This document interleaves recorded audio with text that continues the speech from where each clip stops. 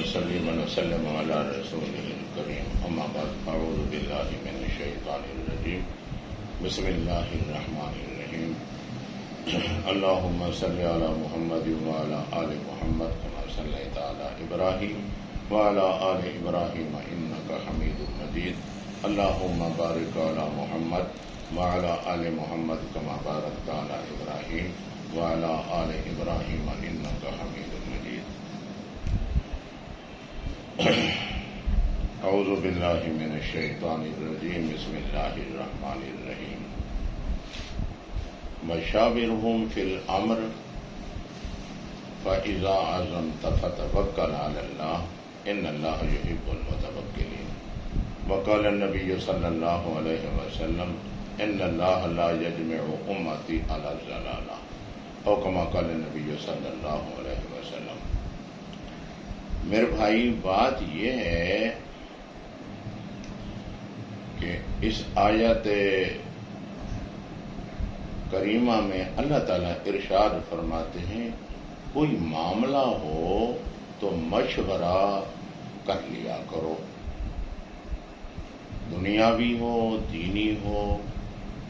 مشورے کی حقیقت کیا ہے، مشورے کا فلسفہ کیا ہے، قرآن مقدس نے یہ کیوں رہنمائی فرمائی ہے، شریعت میں اس کی پوزیشن کیا ہے، معاشرے میں اس کی سیٹنگ کیا ہے، تھوڑی سی اس پر سیدھی سادھی گفتگو ہوگی۔ اللہ کی مدد سے جو بات سمجھ آئے گی وہ ہم آپ کو بتائیں گے۔ مشورے کا فلسفہ یہ ہے کہ حق کو تلاش کرنا، معاملے کے صحیح رخ اور کامیاب کو تلاش کرنا۔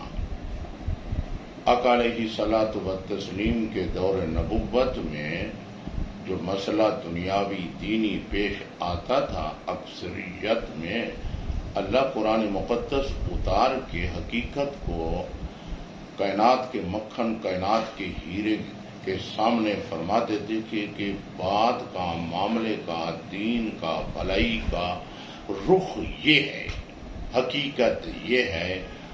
وہ اللہ تعالیٰ کی طرف سے حقیقت سامنے آ جاتی تھی قرآن مقدس کی صورت میں، اور آقا علیہ الصلاۃ والتسلیم کا قول فعل امت کے لیے تعلیم ہے۔ آقا علیہ الصلاۃ والتسلیم فرماتے ہیں انما بعثت معلما، میں معلم بنا کے بھیجا گیا ہوں اپنی امت کی طرف، اللہ تعالیٰ کی مخلوق کی طرف میں معلم بنا کے بھیجا گیا ہوں۔ تو آقا علیہ الصلاۃ والتسلیم کا ہر قول، ہر فعل امت کے لیے تعلیم ہے۔ اللہ فرماتے ہیں آقا علیہ الصلاۃ والتسلیم کو وشاورہم فی الامر فاذا عزمت فتوکل علی اللہ۔ میرے کائنات کے مکھن قرآن مقدس کی عملی تفسیر، میرا جرنیل پیغمبر، پیغمبروں کے مشن کا امین اور وکیل، سارے ادیان کی تکمیل، اکملیت کے سہرے پہننے والا الیوم اکملت لکم، یہ قرآن مقدس سارے ادیان کی اکملیت کی یہ صورت ہے، یہ شکل ہے۔ سارے ادیان کامل، قرآن اکمل، سارے نبی کامل، میرا آقا علیہ الصلاۃ والتسلیم اکملیت کے سہرے پہن کے اس دنیا میں اور امت کی طرف مبعوث ہوئے۔ الیوم اکملت لکم دینکم، کسی پیغمبر کے بارے میں اللہ نے یہ نہیں فرمایا کہ تو اکمل ہے، کامل۔ سارے نبی اپنے مشن میں، اپنے موقف میں، اپنے پروگرام میں، اپنی محنت میں، اپنی ڈیوٹی میں، اپنی فرائض میں سارے نبی کامل ہوئے، کوئی نبی ناقص نہیں۔ ایک امتی اگر پیچھے نہ ہو تب بھی پیغمبر اپنے مشن میں، پروگرام میں، نیت میں وہ پیغمبر کامل ہے، اللہ تعالیٰ کا نمائندہ، وکیل ہونے کی حیثیت سے ہر پیغمبر کامل ہے، لیکن اکمل نہیں ہے۔ اکملیت کا صحرا اللہ نے ختم الانبیاء، امام الانبیاء، سید الانبیاء، قائد الانبیاء، محبوب الانبیاء، محدث قرآن، مفسر قرآن، جرنیل اعظم، محبوب کائنات، کائنات کا مکھن اور ہیرا، میرا کائنات کا ہیرا اور مکھن، اس کے سر اطہر پر اللہ نے یہ اکملیت کا سہرا پہنا دیا کہ الیوم اکملت لکم۔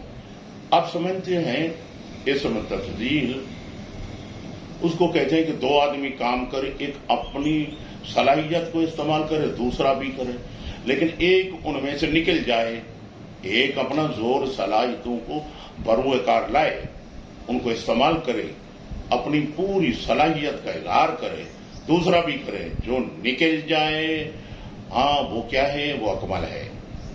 جو نہ نکل سکے وہ کامل ہے، وہ ناقص نہیں ہے، وہ کامل ہے، اس نے اپنی پوری کوشش کری۔ سارے نبی نے اللہ کی ترجمانی، وکالت، کفالت اور تو کے سامنے رکھا، وہ سارے کے سارے اللہ کے ہاں کامل ہیں۔ اور آقا علیہ الصلوۃ والتسلیم جب تشریف لائے تو اللہ نے اس کی محنت کو دیکھا، ان کی محنت کو دیکھا، اس کے پروگرام کو دیکھا، ان کے پروگرام کو دیکھا، تو اللہ میرے آقا علیہ الصلوۃ والتسلیم کی محنت کو، لگن کو، اکملیت کو دیکھ کے خود اعلان فرمایا، ہاں میرا کائنات کا مکھن آج تیرا دین کامل نہیں ہوا، کامل پہلے نبیوں کے دور میں ہوا، اب اکمل ہو گیا۔ ہاں الیوم اکملت لکم دینکم، 1,40,000 اپنے جانثاروں کے سامنے اعلان فرمایا کہ الیوم اکملت لکم دینکم واتممت علیکم نعمتی ورضیت لکم الاسلام دینا۔ تو آقا علیہ الصلوۃ والتسلیم اکملیت دین کے، وکالت کے، کفالت کے سہرے پہن کے اپنی امت کی طرف آئے، اپنی اللہ کی مخلوق کی طرف مبعوث ہوئے۔ تو اکملیت ادیان کا صحرا، کائنات کے مکھن جناب محمد الرسول اللہ صلی اللہ علیہ وسلم پہن کے آئے۔ تو جو مسئلہ سامنے آتا آقا علیہ الصلوۃ والتسلیم کی حیات طیبہ میں، تو اکثریت قرآن کی شکل میں اللہ فرماتے تھے کہ بات یوں ہے، تو حقیقت سامنے آ گئی، بات یوں ہے۔ کبھی کبھی تعلیم امت کے لیے مشورہ بھی فرما لیتے تھے۔ مشورہ یہ ہے کہ حقیقت کو تلاش کرنا، حق کو تلاش کرنا، بات کے رخ کو، صحیح کو تلاش کرنا۔ کون تلاش کریں؟ بصیرت والے لوگ جو اس معاملے کو سمجھتے ہوں، صاحب رائے، صاحب بصیرت، صاحب تجربہ کار، نااہل اس کو مشورہ نہ دے۔ جو اس معاملے کو پوری طرح سمجھتے ہوں وہ اپنی رائے اس بارے میں رکھیں کہ مجھے یہ بات سمجھ آتی ہے، دنیاوی معاملہ ہو یا دینی ہو۔ جتنی آدمی زیادہ ہوں گے اتنی بات کو تلاش کریں گے، اپنی صلاحیتوں کو سامنے رکھ کے کہیں گے اس بات کا رخ اچھا یہ نظر آتا ہے، دوسرا کہے اپنی توانائی کو استعمال کیا، یہ جو ہے نظر آتا ہے، میرا رزلٹ یہ ہے، یہ ہے، یہ ہے، یہ ہے۔ تو حق کو مل جل کے تلاش کرنے کا نام مشورہ ہے۔ مشورہ، اچھا، حق کو تلاش کرنے کا نام کیا ہے؟ مشورہ ہے۔ مشورہ ایک امانت ہے، یہ نہیں ہے کہ حسد بغض کی بنا پہ ایسے اور جس آدمی کے سامنے کوئی مسئلہ ہے اس کو مشورہ دینا ہے، ہاں نفس امارہ کو سامنے رکھ کے اس کو غلط جو ہے گائیڈ کر دے۔ قرآن فرماتا ہے من یشفع شفاعۃ حسنۃ یکن لہ نصیب منها ومن یشفع شفاعۃ سیئۃ یکن لہ کفل منها۔ جس نے غلط بات کی رہنمائی کی، غلط بات کی بنیاد رکھی، جب تک وہ معاملہ چلتا رہے گا، غلط بات چلتی رہے گی، اس کے اندر حصہ ہے، اس کے اندر حصہ ہے برائی میں۔ جس نے نیکی کی، محنت کری، بنیاد ڈالی، جب تک وہ نیکی چلتی رہے گی اس میں حصہ ہے۔ تو حق کو تلاش کرنا مل جل کے، اللہ فرماتے ہیں ہاں وشاورہم فی الامر فَإِذَا عَزَمْتَ فَتَوَكَّلْ عَلَى اللَّهِ۔ جب ایک بات سامنے آ جائے کہ اکثریت کی کہ بات زیادہ یوں معلوم ہوتی ہے، اکثریت کی رائے اس رخ پہ ہے، تو پھر اس پہ فیصلہ جو ہے وہ کر دو، فیصلہ وہ کر دو کہ بس یہ رخ ٹھیک ہے، اس پہ اب جو ہے ہم نے اس رخ پہ کام کرنا ہے۔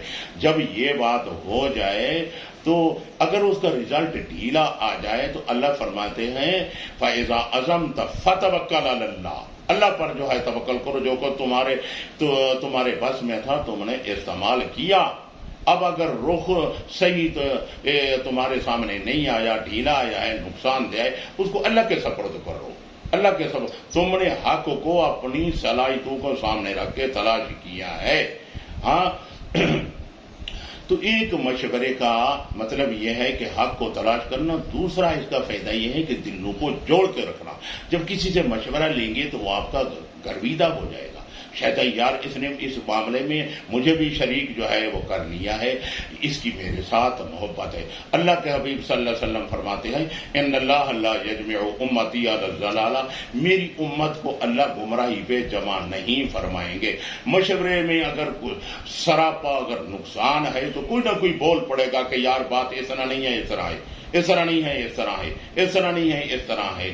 تو مشورے کی اکثریت جدھر جائے گی تو وہ بات صحیح ہوگی۔ مشورے کے بعد اگر کوئی ڈھیلا پن آ جائے تو پھر اس پہ معاوضہ نہیں ہے۔ اللہ کے حبیب نے ما کان لنبی ان یکون لہ اسرا حتی یسخن فی الارض تریدون عرض الدنیا واللہ یرید الآخرہ واللہ عزیز حکیم لولا کتاب من اللہ سبق لمسکم فیما اخذتم فیہ عذاب عظیم۔ اللہ کے حبیب نے فدیہ لے کے قیدیوں کو چھوڑ دیا۔ اللہ فرماتے ہم نے جبرائیل کو بھیجا، فرشتوں کو بھیجا، کفر کی کمر توڑی، تم نے فدیہ لے کے چھوڑ دیا۔ یہ کیسے ہے؟ نبی کے لیے یہ ہونا چاہیے کہ میرے دشمن کا خون زمین پہ بہائے۔